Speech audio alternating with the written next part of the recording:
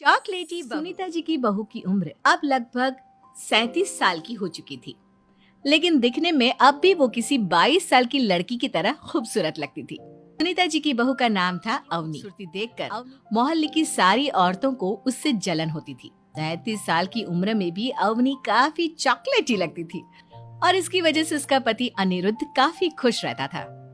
अरे अवनी, हमारी पड़ोसन कल कह रही थी, सुनीता जी आपकी बहू को 33 की हो गई है।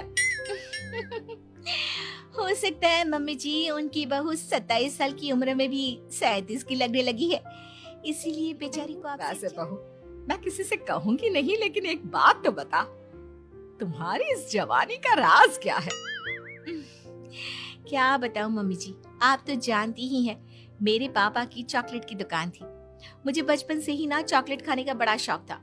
और एक बात बताऊं, अपने बेडरूम में एक बड़े से बॉक्स में बहुत सारी चॉकलेट रखी हैं और रोज कम से कम 4 चॉकलेट खाती हूँ। बस इसी की वजह से मैं इतनी चॉकलेटी और खूबसूरत दिखती हूँ।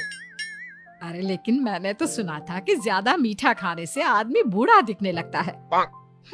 ये सब चॉकलेट खाने से तो इंसान मीठा मीठा बोलता है और खूबसूरत दिखता है, लेकिन आप किसी से कहना मत सासू माँ। अगले दिन जब सुनीता जी अपने पड़ोस की औरत से मिलती है तो उनकी पड़ोसन फिर से वही सवाल करती है। अरे सुनीता जी बताइए तो सही, आखिर आपकी बहू इतनी चॉकलेटी कैसे दिखती है? मैंने ब्राउन कलर की साड़ी पहनकर बिल्कुल चलती फिरती चॉकलेट नजर आ रही थी। वैसे मैंने अपनी बहू से पूछा था, अब देखो उसने ना मुझे किसी को बताने से मना किया है, लेकिन तुम मेरी सहेली हो इसलिए बता देती हूँ। अरे हाँ हाँ बताओ ना सुनीता बहन, का अपना लूंगी और जवान दिखने लगूंगी। और मेरी बहू वो तो 27 साल की उम्र में ही बूढ़ी होने लगी है, फिर देखना अपनी बहू से भी ज्यादा खूबसूरत दिखूंगी।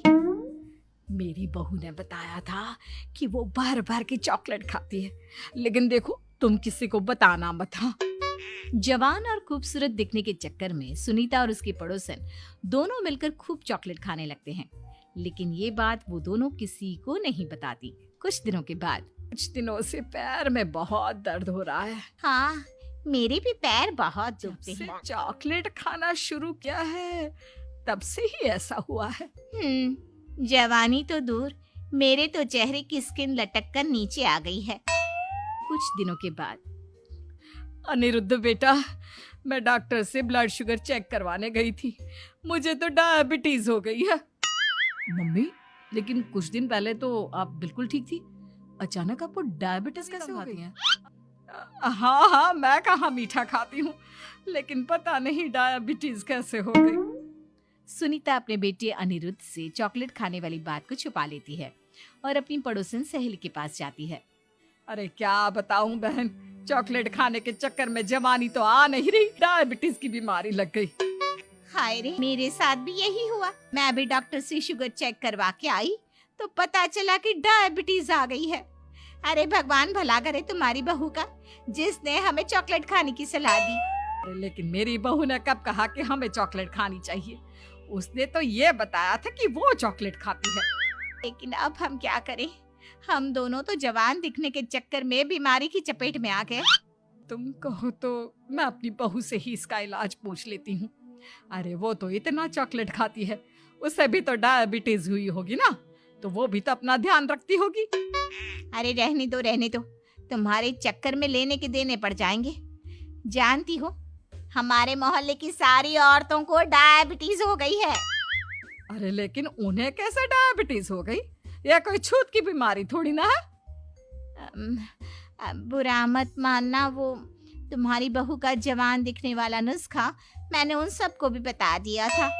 हाय रे, ये क्या कर दिया तुमने? मोहल्ले की सारी औरतों को मीठे की बीमारी लगा दी। अरे लेकिन अब क्या होगा ये बताओ। होना क्या है, जवानी तो दूर, अब बुढ़ापा जल्दी आ जाएगा।